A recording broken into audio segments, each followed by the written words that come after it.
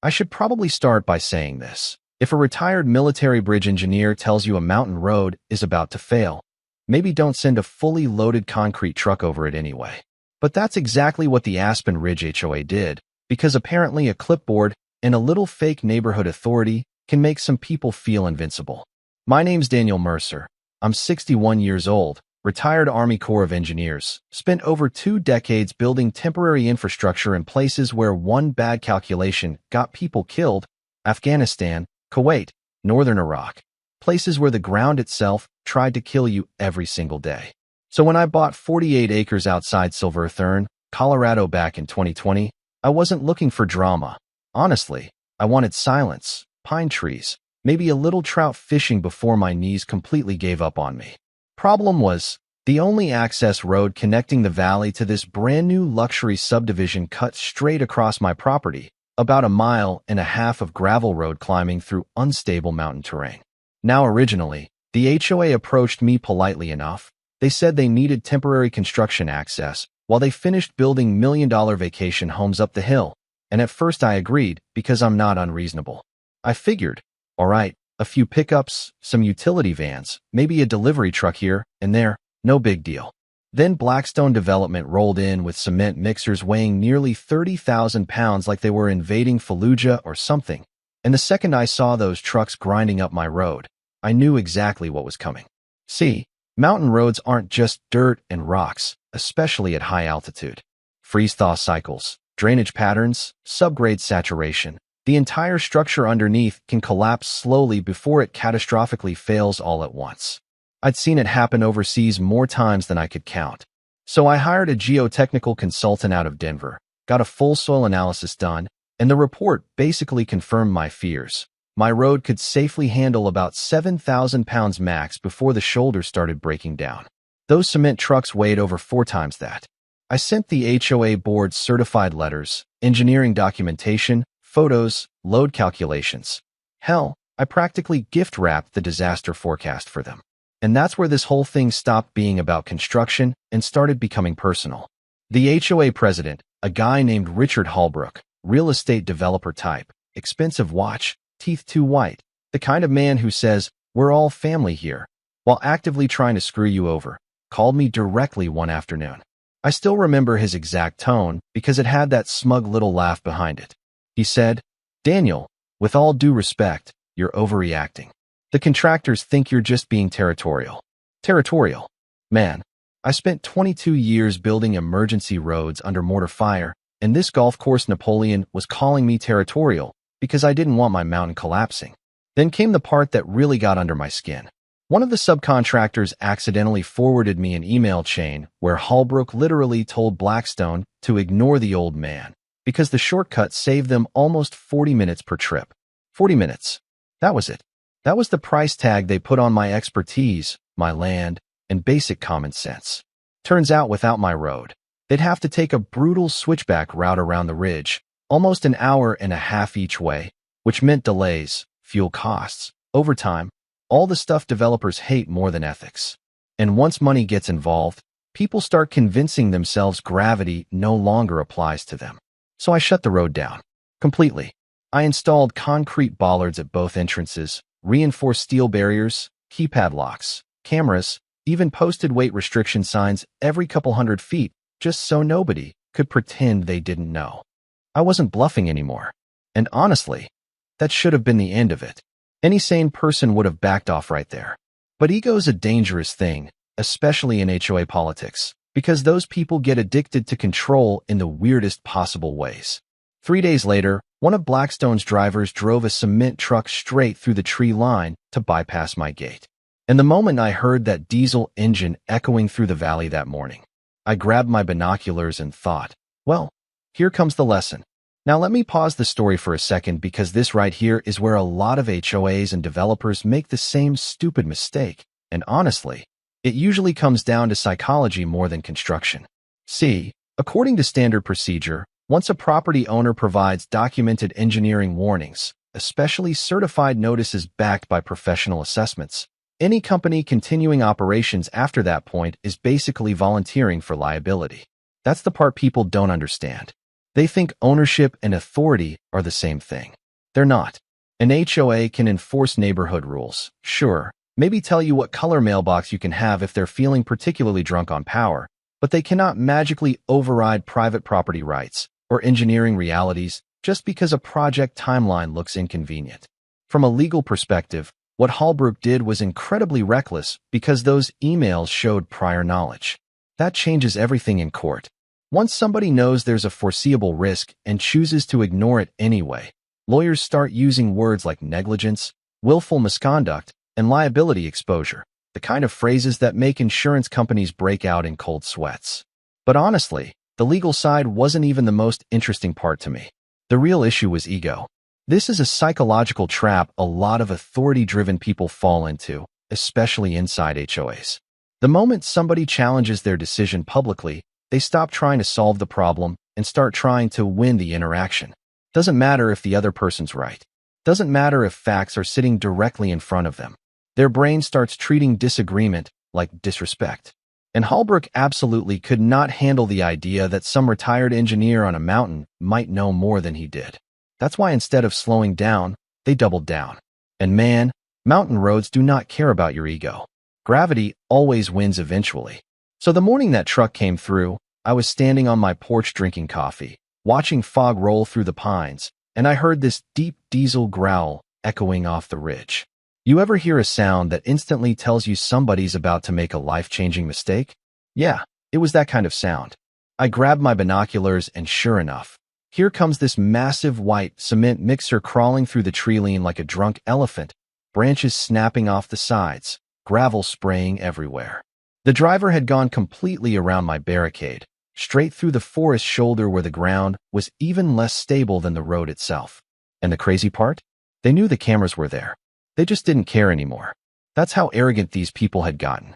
I remember actually laughing for a second because the whole thing looked so absurd. This giant concrete truck forcing its way onto a mountain road after multiple legal warnings, like some cartoon villain operation where everybody thinks consequences are optional. The truck made it maybe 400 feet, maybe less. Then the rear passenger side axle hit the weak section near the drainage slope and the entire shoulder just gave up. Not all at once either, which honestly made it worse. First there was this low crunching sound. Then the gravel started sliding downhill in slow motion. Then suddenly the rear tires dropped almost a foot into the roadbed. The whole truck tilted sideways hard enough, I thought the mixer might roll completely. Driver slammed the brakes, engine screaming, concrete sloshing inside the drum, and for about 3 seconds, everything just froze. Then came the panic. Guys yelling, radios going off, workers running around trying to throw boards and loose rock under the tires like they were going to somehow reverse physics with landscaping supplies. I walked halfway down the hill with my phone recording everything because at that point, this wasn't even an argument anymore. It was evidence collection. One of the supervisors came storming toward me red-faced, pointing his finger like I'd sabotaged the road personally. "You did this on purpose," he yelled. And I swear to God, I almost admired the confidence it took to say something that stupid out loud. I looked at him and said, "No, sir, gravity did that. I sent you the warning 3 times. That man looked like he wanted to swing at me right there in the mud. Instead, he pulled out his phone and called Holbrook. About 20 minutes later, my phone rang. I answered on speaker while still filming the truck half sunk into the mountain. Holbrook didn't even say hello. He starts screaming immediately, threatening lawsuits, property damages, interference claims, all this rapid-fire legal theater people use when they know they've stepped on a landmine. But here's the thing about spending years in military engineering. Chaos doesn't really rattle you anymore. I let him burn himself out for a minute, then calmly reminded him I had the email telling contractors to ignore me. I had certified engineering reports, time-stamped warnings, security footage, and now, video of his contractor illegally bypassing a locked private barrier. Dead silence. You could practically hear his soul leaving his body through the phone. Recovery crews spent 8 hours trying to pull that truck out. 8 hours. They brought in a heavy wrecker first, which immediately started sinking too because the shoulder integrity was already compromised. Then they had to stabilize the area with temporary steel plates before they could even attempt extraction safely. Whole mountain sounded like a war zone all day. Diesel engines, metal cables snapping tight, workers screaming over each other. And every single hour that truck sat there bleeding money into the dirt. Somebody later told me the recovery operation alone cost nearly 15 grand, not including the destroyed load of concrete. But the real damage came afterward. See, county inspectors showed up the next morning because once heavy equipment gets stuck on a mountain access road, people start asking questions real fast. I handed them every document I had: engineering assessments, load calculations, drainage maps, copies of the warnings, all neatly organized because old Army habits never really leave you. One inspector, older guy named Collins, spent maybe 20 minutes walking the road before he looked over at the contractor and literally said, "Whoever approved these loads shouldn't be supervising a driveway, let alone a development." Man, you could feel the air leave the entire construction crew after that. County immediately issued a temporary access restriction order. No heavy vehicles allowed until a full structural review could be completed. Construction stopped cold. 11 weeks. 11 straight weeks of half-built luxury homes sitting empty on that mountainside, while subcontractors burned payroll money doing absolutely nothing. And developers hate delays the way vampires hate sunlight. That's when the financial bleeding started. Blackstone had contractual completion deadlines tied to pending home sales, meaning every week of delay triggered penalties. Buyers started backing out after hearing rumors about unsafe infrastructure. Realtors began whispering that the subdivision might have permitting issues.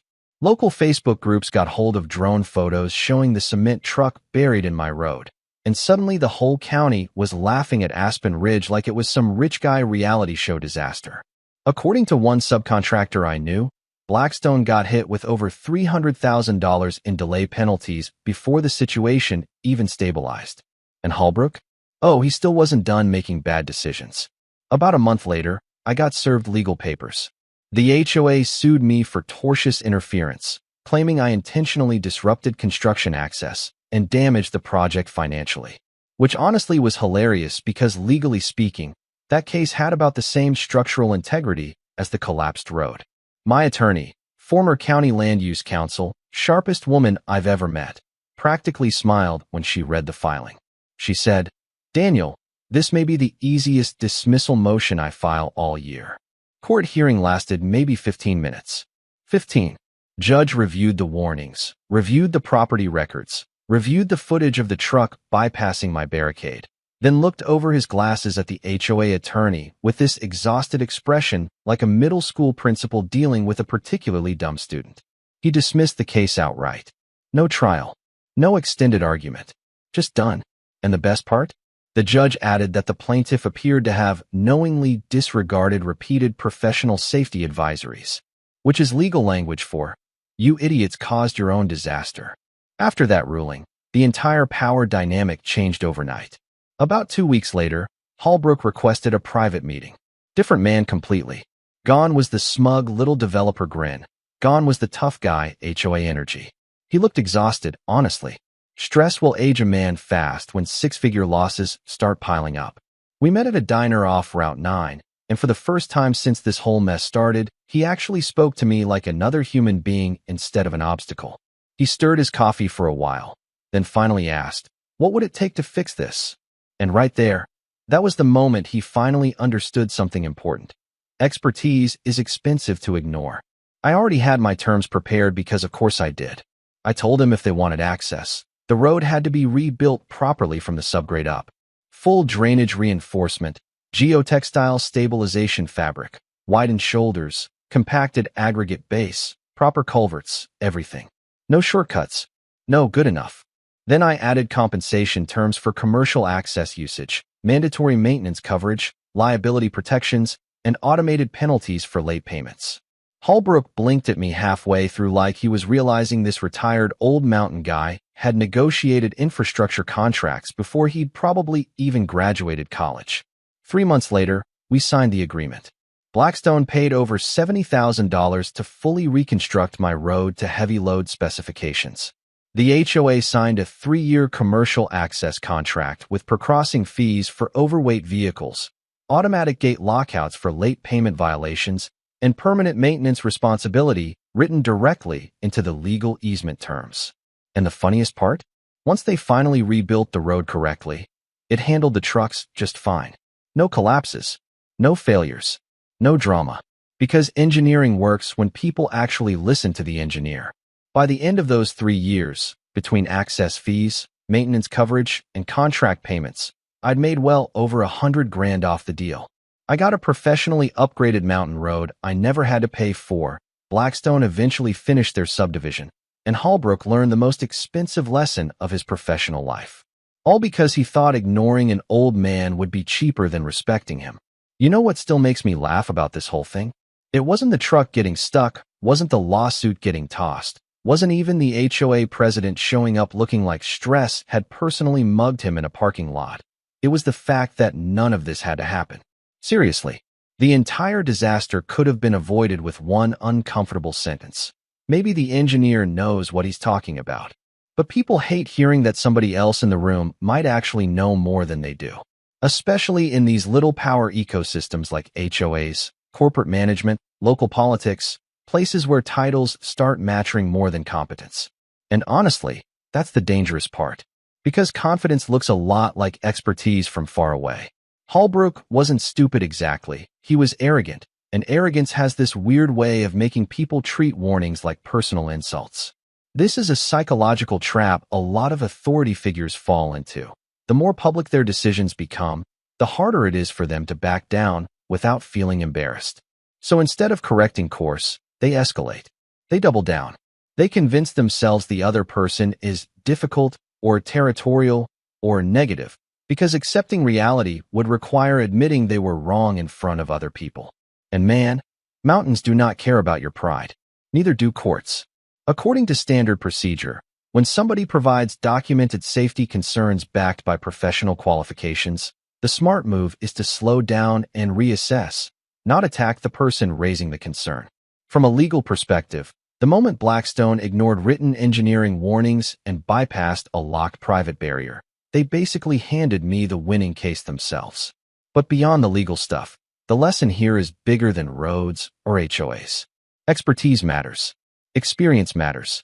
Sometimes the quiet older guy everybody dismisses actually spent 20 years solving problems most people couldn't survive for 20 minutes in. And if you ignore that kind of knowledge long enough, reality eventually sends you an invoice.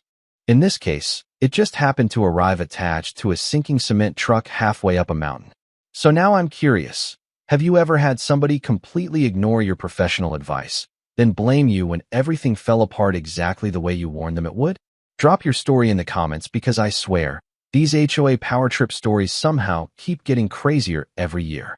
And if you enjoyed this one, stick around, because trust me, mountain towns are full of people with money, ego, and absolutely no understanding of physics.